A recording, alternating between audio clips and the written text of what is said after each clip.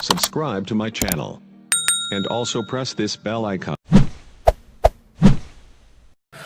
कश्ती मेरा नसीब चमकदार कर दिया, इस पार के थपेड़ों ने उस पार कर दिया। कि अफवाह थी कि मेरी तबीयत खराब है, कि कश्ती मेरा नसीब चमकदार कर दिया, इस पार के थपेड़ों ने उस पार कर दिया। कि अफवाह थी कि मेरी तबीयत खराब है, लोगों ने पूछ पूछ कर बीमार कर दिया। नमस्कार दोस्तों, मैं आपका जितेंद्र रतवार अपने इस YouTube channel maths by Vipin Sharma पर आप सभी का हार्दिक अभिनंदन करता हूं और उम्मीद करता हूं कि आप सभी अपने घर पर सुरक्षित होंगे और इस महामारी के मध्य में अपनी सुरक्षा, अपनी जिम्मेदारी समझ रहे होंगे। और जैसा कि आप सभी को पता है कि जब तक वैक्सीन नहीं आती है तब तक मास्क को ही आप वैक्सीन समझें, घर पर रहें, सुरक्षित रहें, दूरी बना करके रखें। टॉपिक हम डिस्कस कर रहे थे चौहान वंश, और इसी चौहान वंश के क्रम में जो लास्ट में डिस्कस किया था वो था आनाजी या आडोराज, और आनाजी के बाद बीसलदेव चौहान या बिग्रेराज चतुर्थ भी अपने डिस्कस कर चुके थे। और इसी बीसलदेव चौहान या बिग्रेराज चतुर्थ का काल चौहानों का शौर्य काल माना जाता है। और इसी बीसलदेव चौहान के उपरांत जो प्रमुख शासक गद्दी पर विराजमान हुए थे, बैठे थे, वो थे इस चौहान वंश के सबसे प्रमुख शासक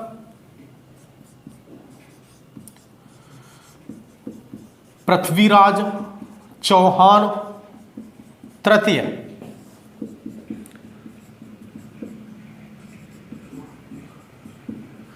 बीसलदेव चौहान या बिग्रेराज चतुर्थ के बाद जो प्रमुख शासक गद्दी पर विराजमान हुए थे, बैठे थे, वो थे पृथ्वीराज चौहान तृतीय। इस चौहान वंश के सबसे प्रमुख शासक, सबसे मुख्य शासक कौन? पृथ्वीराज चौहान तृतीय। और ये जो पृथ्वीराज चौहान तृतीय है, कुछ महत्वपूर्ण बातें, जैसे पृथ्वीराज चौहान तृतीय का जन्म 1166 ईस्वी, जन्म स्थान अहिलवाड़ा, जिसे अहिलपाटन नाम से भी जानते हैं, अहिलवाड़ा गुजरात में हुआ था।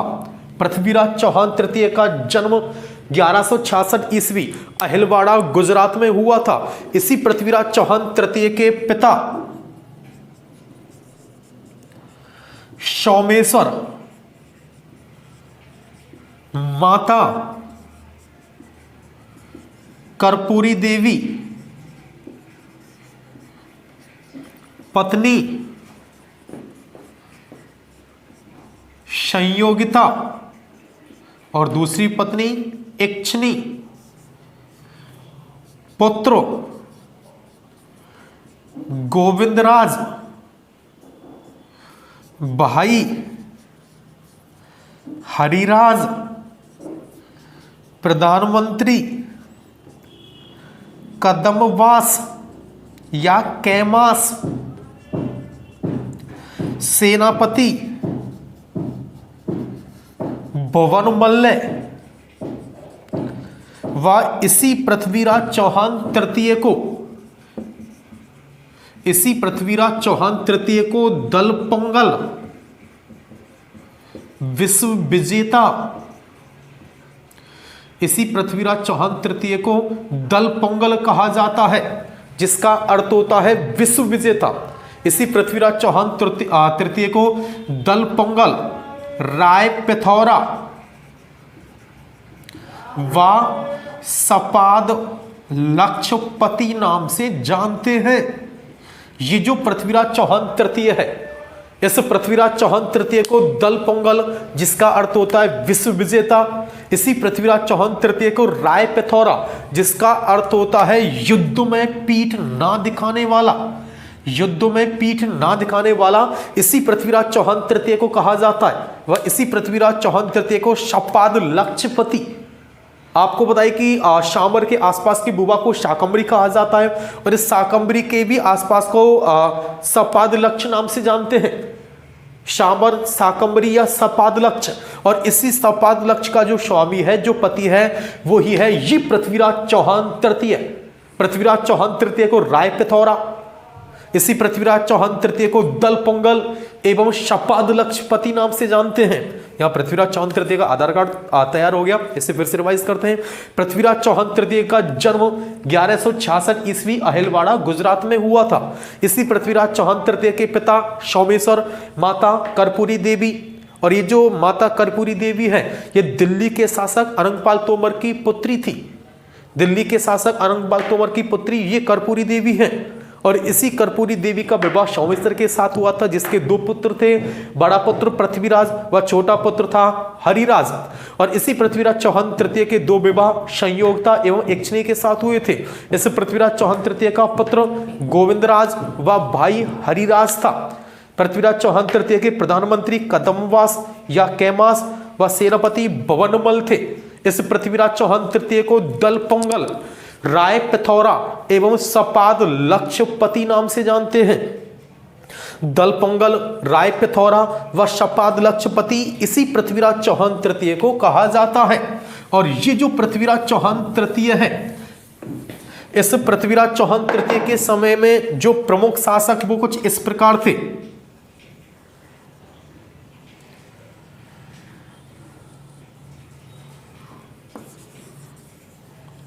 देखिए, मध्य का भूभाग ये कहलाता है शामर या शाकंभरी, जहां इस पृथ्वीराज चौहान तृतीय के पिता कौन, सोमेश्वर का राज्य था। और इसी सोमेश्वर चौहान के समय में आबू के शासक जैत्रसेन थे। आबू, माउंट आबू सिरोही, आबू के शासक जैत्रसेन थे। इसी सोमेश्वर के समय में गुजरात के शासक भीम द्वितीय थे। और ये जो जैत्रसेन है, इस जैत्रसेन की पुत्री जिसका नाम था इक्षणी, यहां इस जैत्रसेन ने अपने प्रिय मित्र सोमेश्वर से अपनी पुत्री इक्षणी का विवाह प्रस्ताव रखा था।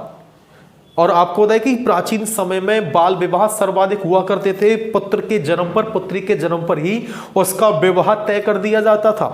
यहां इस जैत्रसेन ने अपनी पुत्री इक्षणी का विवाह सोमेश्वर के पुत्र पृथ्वीराज चौहान तृतीय के साथ तय कर दिया। लेकिन जैसे ही यहां पर ये यौवन हुए, जवान हुए, बड़े हुए, तब यहां गुजरात का शासक ये भीम द्वितीय इस इक्षणी से विवाह करना चाहता था। और जब यहां पर ये भीम द्वितीय इस इक्षणी से विवाह करना चाहता था, तब यहां पर इस जैत्रसेन ने पत्र लिखा सोमेश्वर के लिए। अपनी समस्या से जैत्रसेन ने सोमेश्वर को अवगत कराया कि समस्या क्या है। कि समस्या है ये भीम द्वितीय जबरदस्ती इस इक्षणी से विवाह करना चाहता है। और यहां पर इस भीम द्वितीय ने चेतावनी दी है कि यदि आपने अपनी पुत्री का विवाह हमारे साथ नहीं किया तो इसके बदले में युद्ध होगा। तब यहां पर ये सोमेश्वर कहने लगे, यदि वह युद्ध करना चाहता है तो हम इस युद्ध में आपका समर्थन देंगे, साथ देंगे। इसीलिए 1177 ईस्वी में ये भीम द्वितीय आबू पर आक्रमण करता है और इधर से सोमेश्वर चौहानों की सेना को लेकर के युद्ध स्थल में पहुंचता है। और 1177 ईस्वी में आबू नामक स्थान पर एक युद्ध होता है, जिसे आबू का युद्ध नाम से जानते हैं। और इस युद्ध में सोमेश्वर एवं भीम द्वितीय के मध्य भयंकर लड़ाई लड़ी गई थी। इस युद्ध में सोमेश्वर विजयी रहे थे, लेकिन धोखे से इस भीम द्वितीय ने सोमेश्वर की हत्या कर दी। सोमेश्वर की हत्या 1177 ईस्वी में इसी भीम द्वितीय के द्वारा की गई थी। और जैसे हत्या होती है, हत्या होने के बाद यहां पर इन चौहानों की गद्दी पर 11 वर्ष की अल्प अवस्था में बैठे थे ज्येष्ठ पुत्र पृथ्वीराज चौहान तृतीय। और ये जो पृथ्वीराज चौहान तृतीय है, क्योंकि यही 1166 ईस्वी में जन्मे थे, उस समय इनकी आयु मात्र 11 वर्ष थी। 11 वर्ष की अल्प अवस्था में माता कर्पूरी देवी के संरक्षण में माता कर्पूरी देवी की विशेष सूझबूझ के साथ अपने ज्येष्ठ पुत्र को गद्दी पर बैठाया गया था। और जब ये पृथ्वीराज चौहान तृतीय गद्दी पर बैठे थे, अल्प अवस्था थी। और आपको बताया कि 11 वर्ष का कोई भी नन्हा सा शिशु, नन्हा सा बालक इतने महान साम्राज्य का संचालन नहीं कर सकता। इसीलिए अब यहां पर इसी पृथ्वीराज चौहान तृतीय के समय में बहुत विकट समस्याएं सामने थी। सबसे पहली समस्या थी अपने पिता की हत्या का बदला लेना। दूसरी समस्या थी इस इक्षणी के साथ विवाह करना, क्योंकि इक्षणी के साथ विवाह सम्मान के योग्य था। सम्मान के योग्य इसलिए था, सम्मान पूर्वक इसलिए था, यहां भीम द्वितीय जो गुजरात का चालुक्य वंशीय शासक था, ये चालुक्य विवाह करना चाहते थे। और यहां ये चौहान भी विवाह करना चाहते थे। बात सम्मान की अब इसलिए थी कि विवाह जिसके साथ भी होगा उसका स्थान ही सर्वोपरि होगा, सर्वश्रेष्ठ होगा। इसलिए दूसरी सबसे बड़ी समस्या थी इक्ष्णी के साथ विवाह। और जैसे 11 वर्ष की अल्प अवस्था में ये पृथ्वीराज चौहान तृतीय गद्दी पर बैठे थे, तब इसी पृथ्वीराज चौहान तृतीय के 2 चाचा थे। कौन कौन? नागार्जुन एवं अपरंगांगे। नागार्जुन एवं अपरंगांगे, इन दोनों ने विद्रोह कर दिया था। विद्रोह इसलिए किया था क्योंकि इन्हें पता है कि नन्हा सा बालक क्या गद्दी पर बैठेगा, ये विधवा इस राज्य की रक्षा कैसे कर सकती है, इसलिए गद्दी हमें ही प्राप्त होनी चाहिए। इसलिए यहां पर ये दोनों विद्रोह कर देते हैं। तीसरी सबसे बड़ी समस्या थी। और चौथी सबसे बड़ी समस्या थी, इनके समय में महोबा के शासक थे परमर्दी देव चंदेल। और ये जो परमर्दी देव चंदेल है, इस परमर्दी देव चंदेल ने सोचा जब ये राज्य पृथ्वीराज चौहान तृतीय जैसे एक नन्हे से अल्पवयस्क शासक के हाथों में है तो ये कमजोर है, इसीलिए ऐसी कमजोर स्थिति का फायदा उठा करके परमर्दी देव चंदेल लगातार इसी अजमेर राज्य पर, इसी चौहानों के साम्राज्य पर लगातार आक्रमण कर रहा था। इसलिए महोबा से, परमर्दी देव चंदेल से अपने राज्य की सुरक्षा, ये भी बहुत बड़ा मुद्दा था। ये चौथी सबसे बड़ी समस्या थी। और पांचवी सबसे बड़ी समस्या, इनके समय में एक विदेशी जाति थी जिसका नाम था भंडानुक। और ये जो भंडानुक जाति है, ये लगातार अजमेर पर आक्रमण कर रही थी, जो पांचवी सबसे बड़ी समस्या थी। एक बार फिर से रिवाइज करते हैं। पृथ्वीराज चौहान तृतीय का जन्म 1166 ईस्वी अहिलवाड़ा गुजरात में हुआ था। इसी पृथ्वीराज चौहान तृतीय के पिता सोमेश्वर, माता कर्पूरी देवी, पत्नी संयोगता इक्ष्णी, पुत्र गोविंदराज, भाई हरिराज, प्रधानमंत्री कदम्बास या कैमास, सेनापति भुवनमल। और इसी पृथ्वीराज चौहान तृतीय को दल पोंगल, राय पिथौरा एवं शपाद लक्षपति नाम से जानते हैं। दल पोंगल, राय पिथौरा एवं शपाद लक्षपति इसी पृथ्वीराज चौहान तृतीय को कहा जाता है, जिसमें दल पोंगल का अर्थ होता है विश्व विजेता, राय पिथौरा का अर्थ होता है युद्ध में पीठ ना दिखाने वाला, व शपाद लक्षपति का अर्थ होता है, शपाद लक्ष का जो स्वामी है, जो अधिपति है, वो है पृथ्वीराज चौहान तृतीय। और जब ये पृथ्वीराज चौहान तृतीय गद्दी पर बैठे थे तब इनके सामने 5 सबसे बड़ी समस्याएं थी। पहली समस्या थी अपने पिता की हत्या का बदला लेना, चौहानों का खात्मा करना। दूसरी समस्या थी इक्ष्णी के साथ विवाह करना। तीसरी समस्या थी गृह कलेश। चौथी समस्या थी अपने पड़ोसी राज्य महोबा के शासक परमर्दी देव चंदेल से स्वयं की रक्षा करना। पांचवी समस्या थी विदेशी जाति भंडानुक जाति का दमन करना। तो इसलिए पृथ्वीराज चौहान तृतीय जब गद्दी पर बैठे थे तब ये अपने चारों ओर इन्हीं सभी समस्याओं से घिरे हुए थे। और यहां पर इस पृथ्वीराज चौहान तृतीय ने, आप सभी से नोट कर सकते हैं, और ये जो PDF है, ये जो नोट्स हैं, आपको मेरी बुक ब्रजनिधि राजस्थान इतिहास में आपको डिटो ये सभी मिल जाएगा। यदि आप नोट नहीं करना चाहते हैं तो आप वो किताब परचेज करके अपनी तैयारी और बेहतर कर सकते हैं। देखिए, पृथ्वीराज चौहान तृतीय जब गद्दी पर बैठे थे तब ये अपनी चारों समस्याओं से घिरे हुए थे। इसलिए इस पृथ्वीराज चौहान तृतीय ने सर्वप्रथम अपने गृह कलेश को मिटाना सर्वश्रेष्ठ समझा। और इसी पृथ्वीराज चौहान तृतीय ने एक युद्ध लड़ा था, जिसे गुड़गांव नामक स्थान पर यह युद्ध लड़ा गया था, इसलिए इसे गुड़गांव का युद्ध नाम से जानते हैं।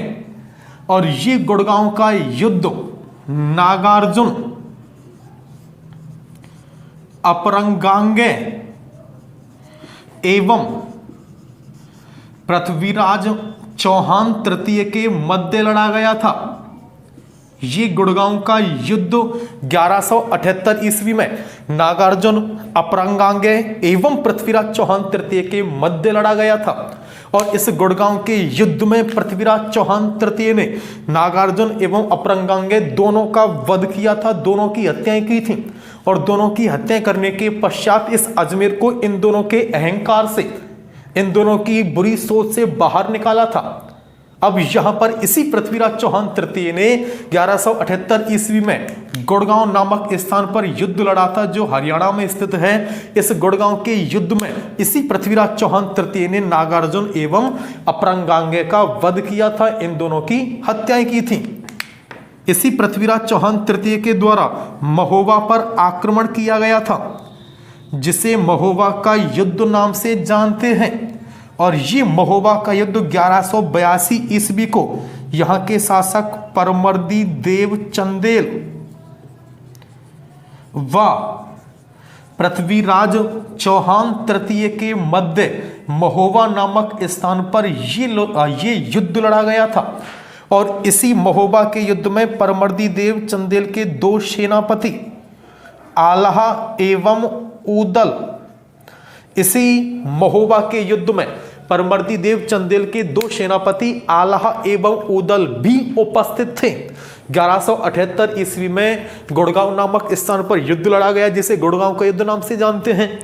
और ये जो गुड़गांव का युद्ध है, इस गुड़गांव के युद्ध में पृथ्वीराज चौहान तृतीय ने नागार्जुन एवं अपरंगांगे का दमन किया था। दमन करने के पश्चात इसने अपना कड़ा व्यवहार प्रदर्शित किया। और यहां इसी पृथ्वीराज चौहान तृतीय ने 1182 ईस्वी में महोबा नामक स्थान पर युद्ध किया। और इस युद्ध में परमर्दी देव चंदेल के दो सेनापति आल्हा एवं उदल भी उपस्थित थे। और ये जो आल्हा एवं उदल है, इन दोनों की कहानियां हमारे नौटंकियों के माध्यम से, इन दोनों की वीरोचित बातें, इन दोनों के किए गए कार्य नौटंकियों के माध्यम से राजस्थान की इस पावन धरा पर ये प्रदर्शित किए जाते हैं। और आप सभी जानते ही हैं, नौटंकी में 9 प्रकार के वाद्यंत्रों का प्रयोग किया जाता है, इसलिए इसे नौटंकी कहा जाता है। नौटंकी के जनक डीग निवासी भूरेलाल हैं। और इस नौटंकी के प्रसिद्ध कलाकार गिरिराज प्रसाद कामा हैं।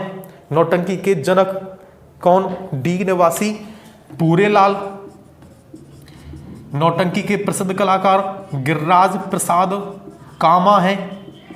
और ये जो नौटंकी है, इस नौटंकी में 9 प्रकार के वाद्यंत्रों का प्रयोग किया जाता है, इसलिए इसे नौटंकी नाम से जाना जाता है, जो भरतपुर और धौलपुर की सर्वाधिक प्रसिद्ध है। भरतपुर धौलपुर में 2 प्रकार की लीलाओं का भी मंचन किया जाता है। लीला 2 प्रकार की होती हैं, रामलीला, रासलीला। रामलीला भगवान श्री राम के जीवन पर आधारित लीलाओं को रामलीला कहा जाता है, वह भगवान श्री कृष्ण के जीवन पर आधारित लीलाओं को कृष्ण लीला कहा जाता है, जिसे रासलीला नाम से भी जानते हैं। अब देखिए, जो रामलीला है, ये जो रामलीला है, ये प्रारंभ हुई थी उत्तर प्रदेश से, काशी से। लेकिन राजस्थान में रामलीलाएं सर्वाधिक बिसाऊ झुंझुनू की प्रसिद्ध है। और ये जो बिसाऊ झुंझुनू की रामलीला प्रसिद्ध है, ये अपने मूक अभिनय के लिए प्रसिद्ध है। मूक अभिनय के लिए मतलब यहां पर रामलीला की जाती हैं, उनमें डायलॉग डिलीवरी नहीं की जाती है, उसमें डायलॉग नहीं बोले जाते हैं, बल्कि मूक अभिनय किया जाता है। अपने यहाँ की रामलीलाओं में तो डायलॉग बोले जाते हैं। वो देखिए, एक बार क्या अपने भरतपुर में रामलीला हो रही थी, और इस रामलीलाओं में एक दिन अंगद बीमार पड़ गया। अंगद को हो गया चिकनगुनिया। अब वो रामलीला वालों को अंगद नहीं मिला, इसलिए उन्होंने सोचा कि एक जाड़ का लड़का पकड़ लेते हैं जो अंगद का रोल करेगा। अब जाड़ का लड़का पकड़ लिया, बस उसकी एक बड़ी समस्या थी कि अपने अंगद तो बन जाएंगे, लेकिन हमारी समस्या है क्या? समस्या ये कि हमें डायलॉग नहीं आते हैं, डायलॉग याद नहीं रहते हैं। कि डायलॉग आपको पंडित जी बता देंगे। वो क्या है, अपने यहाँ की रामलीलाओं में पर्दा लगा हुआ होता है, और इस पर्दे के पीछे पंडित जी खड़े हो जाते हैं। जिस किसी भी कलाकार को यदि वो डायलॉग बोलता है तो पंडित जी बोल देते हैं, तो डायलॉग आपको पंडित जी बता देंगे।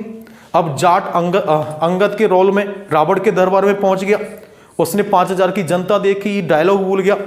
रावण अपनी प्याली इस्माल दे हा हा वाली। अब यहाँ अंगद पंडित जी में कौन ही दे कि पंडित जी आप डायलॉग बताएं। अब यहाँ पर पंडित जी डायलॉग बताने लगे कि बोल बोल बोल, कि क्या बोलूं, कि बोल कि दुष्ट राक्षस राज रावण, माँ सीता जगत जननी है, भगवान राम पुरुषोत्तम विष्णु के अवतार हैं। तूने माँ सीता का हरण करके अपनी मृत्यु को आमंत्रित किया है, इसलिए समय रहते हुए माँ सीता उन्हें लौटा दे, उनसे क्षमा प्रार्थना कर ले, वरना तेरा वंश नाश हो जाएगा। इतना लंबा डायलॉग अंगद फिर भूल गया। अंगद कहने लगा कि सुन रावण, जैसे जैसे पंडित जी कह रहे वैसे वैसे कर दे, वरना तेरा नाश हो जाएगा।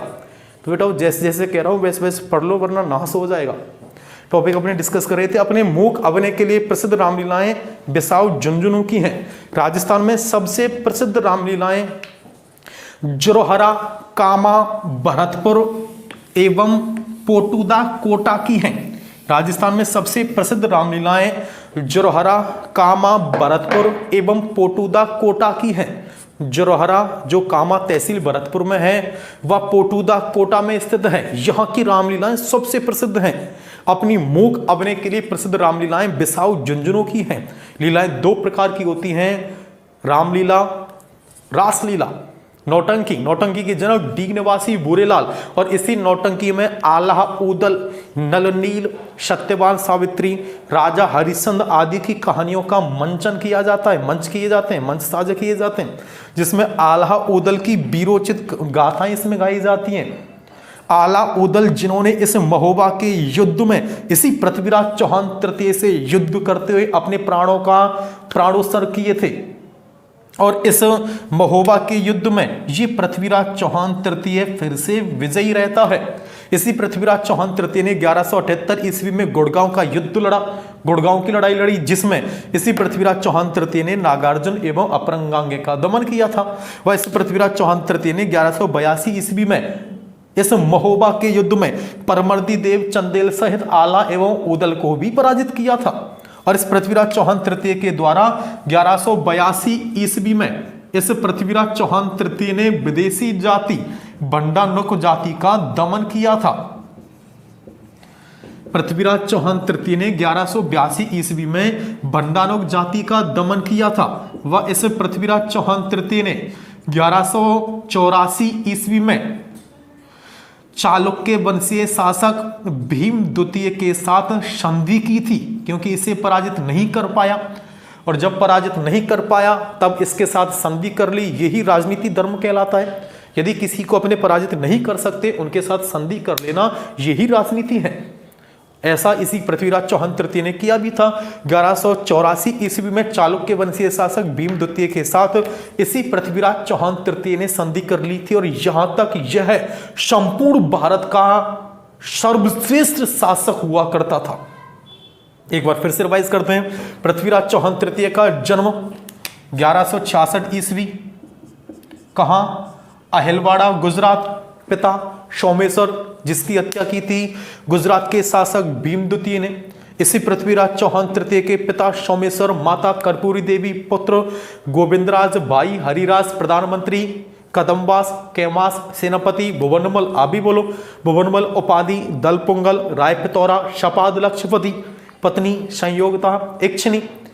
इस पृथ्वीराज चौहान तृतीय के द्वारा यहां 1178 ईस्वी में गुड़गांव का युद्ध जीता गया। 1182 ईस्वी में महोबा का युद्ध जीता गया। इसी पृथ्वीराज चौहान तृतीय ने 1182 ईस्वी में विदेशी जाति बंडानुक जाति का दमन किया था। इसी पृथ्वीराज चौहान तृतीय ने 1184 ईस्वी में चालुक्य वंशीय शासक भीम द्वितीय के साथ संधि की थी, और यहां तक ये पृथ्वीराज चौहान तृतीय सर्वश्रेष्ठ शासक था। एक बड़ा शानदार प्रश्न बस ऐसे ही याद आ गया। भारत पर सर्वप्रथम मुस्लिम आक्रमण किसने किया था? भारत पर सर्वप्रथम मुस्लिम आक्रमण किसने किया? देखिए, भारत पर सर्वप्रथम जो पहला मुस्लिम आक्रमण किया गया था, ये मोहम्मद बिन कासिम के द्वारा किया गया था। 712 ईस्वी में सर्वप्रथम आक्रमण किया मोहम्मद बिन कासिम ने। उसके बाद द्वितीय प्रसिद्ध आक्रमण किया महमूद गजनवी ने, जिसे मूर्ति भंजक नाम से भी जानते हैं। मूर्तियों को तोड़ने में प्रसिद्ध रहने वाले उस पाखंडी को मोहम्मद बिन कासिम ने आक्रमण किया। और उसके बाद जो प्रमुख आक्रमण हुआ था भारत पर, गौर वंशीय शासक शमसुद्दीन मोहम्मद गौरी का हुआ था। सर्वप्रथम आक्रमण किया था किसने? मोहम्मद बिन कासिम ने। मोहम्मद बिन कासिम के बाद प्रसिद्ध आक्रमण किया महमूद गजनवी ने, और इस महमूद गजनवी के बाद प्रसिद्ध आक्रमण किया था सुल्तान शमसुद्दीन मोहम्मद गौरी ने। और ये जो मोहम्मद गौरी है, ये गौर प्रदेश की गद्दी पर 1173 ईस्वी में बैठा था। गौर प्रदेश कहां? अफगानिस्तान।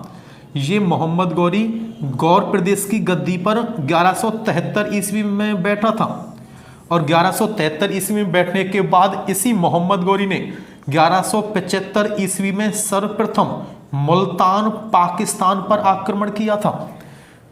भारत पर मोहम्मद गौरी का जो पहला आक्रमण था 1175 ईस्वी में मुल्तान पाकिस्तान पर था। भारत पर सर्वप्रथम मुस्लिम आक्रमणकारी मोहम्मद बिन कासिम, द्वितीय प्रसिद्ध मुस्लिम आक्रमणकारी महमूद गजनवी, उसके बाद तृतीय प्रसिद्ध आक्रमणकारी था मोहम्मद गौरी।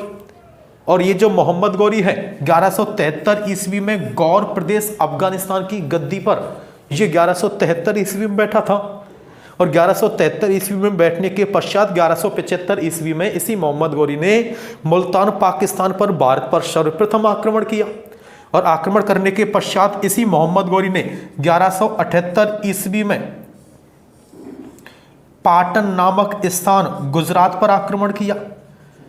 अब ये जो मोहम्मद गौरी है ये गुजरात के रास्ते भारत में प्रवेश करना चाहता था और उस समय गुजरात के शासक थे भीम द्वितीय। उस समय गुजरात के शासक कौन थे? भीम द्वितीय। ये भीम द्वितीय गुजरात के उस समय शासक थे और ये जो भीम द्वितीय है इस भीम द्वितीय एवं मोहम्मद गौरी के मध्य 1178 ईस्वी में पाटन नामक स्थान पर युद्ध होता है जिसे पाटन का युद्ध नाम से जानते हैं। और ये जो पाटन का युद्ध है इस पाटन के युद्ध में इस भीम द्वितीय ने इस मोहम्मद गौरी को बुरी तरह से पराजित किया था। जैसे भारत में प्रवेश करना चाहता था यहीं पर रास्ते हो जाते हैं बंद। इस मोहम्मद गौरी को भीम द्वितीय ने बुरी तरह से पराजित किया और जैसे ये गुजरात में प्रवेश करने पर रोक लग जाती है, भारत में अब ये प्रवेश नहीं कर सकता, इसलिए अब इस मोहम्मद गौरी ने 1184 ईस्वी में लाहौर को जीता था और लाहौर को जीतने के पश्चात ये पंजाब के रास्ते भारत में प्रवेश करता है और पंजाब में एक किला आता है भटिंडा का किला। इस भटिंडा के किले पर ये मोहम्मद गौरी अपना आधिपत्य करता है, अधिकार करता है। लेकिन ये जो भटिंडा का किला है ये उस समय जब इसी मोहम्मद गौरी ने आक्रमण किया था ये उस समय ये भटिंडा का किला इस पृथ्वीराज चौहान तृतीय के अधिकार क्षेत्र में था। इसलिए इस पृथ्वीराज चौहान तृतीय के अधिकार क्षेत्र पर ये सुल्तान मोहम्मद गौरी अपना अधिकार कर लेता है और जब ये अधिकार कर लेता है तब इन दोनों महाशक्तियों के मध्य युद्ध होना अत्यंत आवश्यक था। और जैसा कि आप सभी को पता है इन दोनों के मध्य दो ऐतिहासिक लड़ाइयां लड़ी गई थीं, जिसमें से पहली ऐतिहासिक लड़ाई आप सभी जानते हैं। थोड़ा मुझको साफ करना पड़ेगा, आप सभी एक बार स्क्रीनशॉट ले सकते हो। हाँ जी, यहां पृथ्वीराज चौहान तृतीय एवं मोहम्मद गौरी के मध्य दो ऐतिहासिक लड़ाइयां लड़ी गई थीं और ये दोनों ऐतिहासिक लड़ाइयां भारतीय इतिहास का सबसे बड़ा परिवर्तित युग भी माना जाता है। पृथ्वीराज चौहान तृतीय एवं मोहम्मद गौरी के मध्य तराइन नामक स्थान पर युद्ध हुआ था जिसे तराइन का प्रथम युद्ध नाम से जानते हैं। और ये तराइन का प्रथम युद्ध 1191 ईस्वी में किस किस के मध्य? मोहम्मद गौरी एवं पृथ्वीराज चौहान तृतीय के मध्य हरियाणा में लड़ा गया था। ये जो तराइन का युद्ध है ये मोहम्मद गौरी एवं पृथ्वीराज चौहान तृतीय के मध्य लड़ा गया था और इसी तराइन के युद्ध में पृथ्वीराज चौहान तृतीय का सेनापति था गोविंद राय एवं खंडेराव। यहां इस पृथ्वीराज चौहान तृतीय का साथ दिया था दिल्ली के गवर्नर गोविंद राय ने। वह इस युद्ध में मुख्य सेनापति खंडेराव थे, वह अग्रिम पंक्ति के सेनापति गोविंद राय थे। यहां इस तराइन नामक स्थान पर जब ये तराइन का प्रथम युद्ध लड़ा गया था, इस युद्ध में मोहम्मद गौरी एवं पृथ्वीराज चौहान तृतीय अपनी सेना को लेकर के एक दूसरे के सामने थे और इस युद्ध में पृथ्वीराज चौहान तृतीय का साथ दिया था दिल्ली के गवर्नर गोविंद राय ने।